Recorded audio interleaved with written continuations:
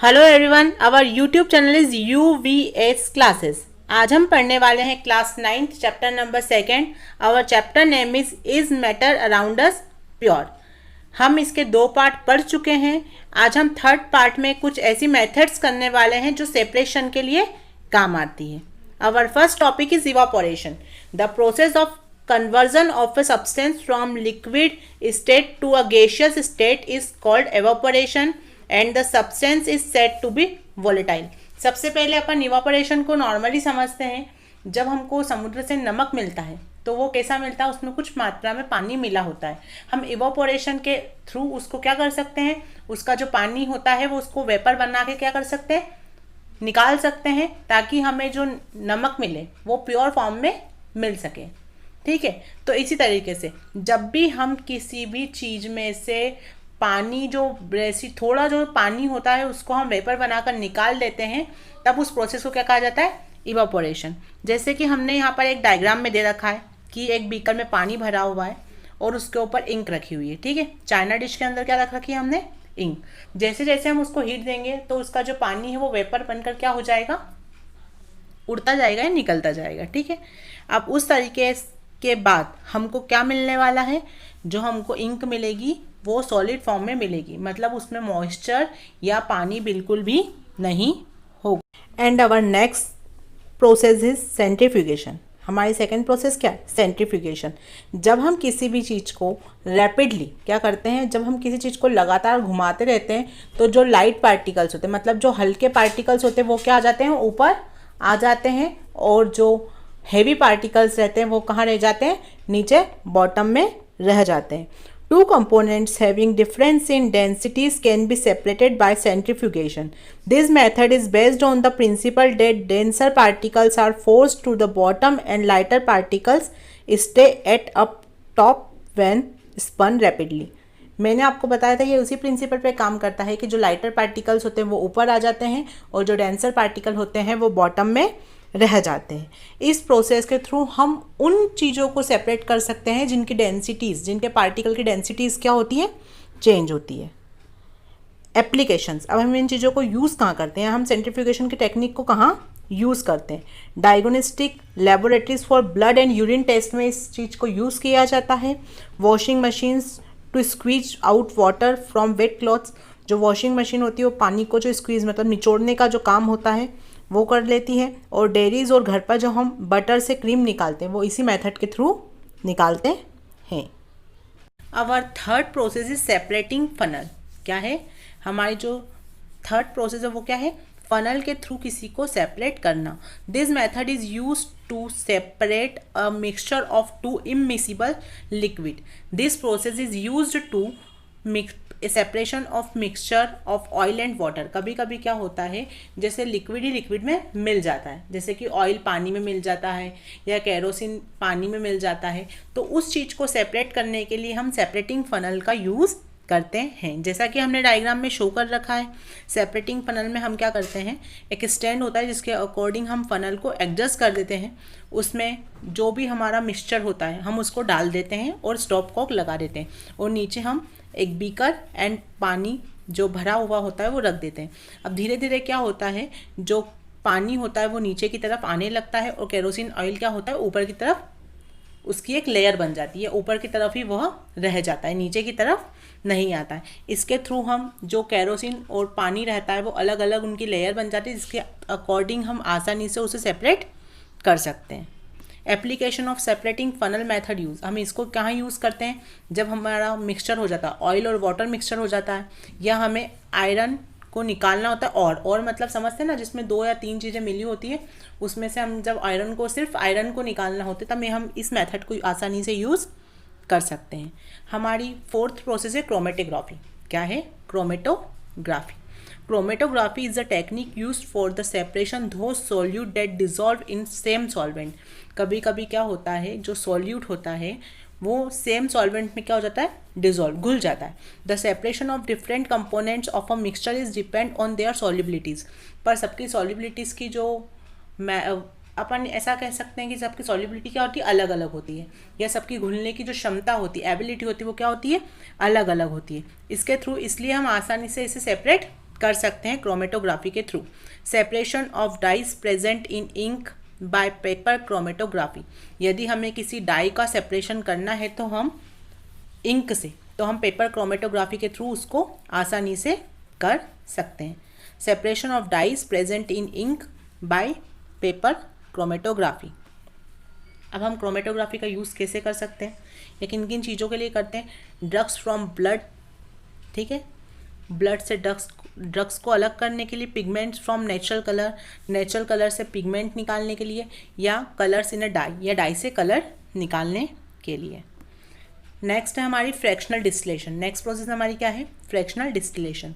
Fractional distillation is use to separation of different gases from air, different fraction from petroleum product.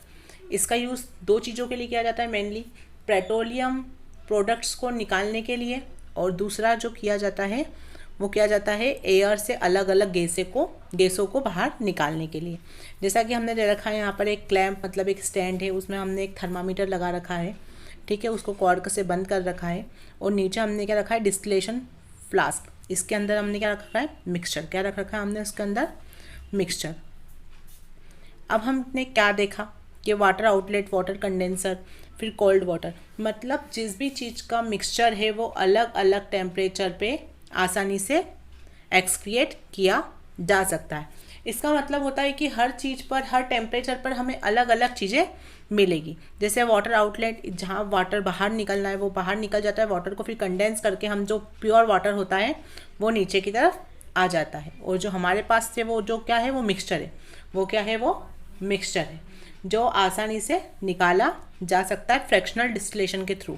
एक बार और हिंदी में समझ लीजिए, fractional distillation मतलब अलग अलग टेम्परेचर पर किसी चीज़ को एक्सक्रिएट करना, किसी चीज़ को प्योर तरीके से बाहर निकालना, उसे हम क्या कहेंगे? Fractional distillation. Next, crystallization. Crystallization is a process that separates a pure solid in the form of crystal from a solution. Crystallization मतलब क्या होता है? एक ऐसी प्रोसेस जिसके थ्रू हम किसी भी सॉल्यूशन में से क्रिस्टल फॉर्म में किसी प्योर सॉलिड को बाहर निकाल लें। The salt we get in a sea water can have many impurities in it. जब हम सॉल्ट वाटर को सी वाटर से निकालते हैं तो क्या होता है? उसमें बहुत सारी इम्प्योरिटीज़ होती है। उन इम्प्योरिटीज़ को रिमूव करने के लिए हम क्रिस्टलाइजेशन प्रोसेस का यूज़ करते हैं, ताकि हमें जो नमक मिले वो क्रिस्टल फॉर्म में आसानी से मिल जाए। तो हमारा नेक्स्ट क्या है? Purification of drinking water. अब आप पहले अपन इसको देख लें, ये क्या है? रिजर्वर, जहाँ पर पानी को इकट्ठा किया जाता है, चाहे कैसा भी पानी हो, गंदा हो, बारिश का हो, कैसा भी पानी हो, हम उसको रिजर्वर में इकट्ठा कर लेते हैं। फिर हम क्या करते हैं? हमारे पास एक सेडिमेंटेशन टैंक होता है। क्या होता है? Sedimentation tank. इसमें क्या होता है? जितना भी सॉलिड, जैसे पत्थर हैं, छोटे छोटे कंकर हैं, वो क्या हो जाते हैं? नीचे की तरफ बैठ जाते हैं, सेटल हो जाते हैं। फिर हमारा होता है लोडिंग टैंक। अब इसमें क्या हो जाता है? टू सेडिमेंट सस्पेंडेड इम्प्योरिटीज़, जो भी और इम्प्योरिटीज़ होती है वो भी क्या हो जाती है? सस्पेंड, मतलब बाहर की तरफ आ जाती है, ऊपर की तरफ तैरने लगती है।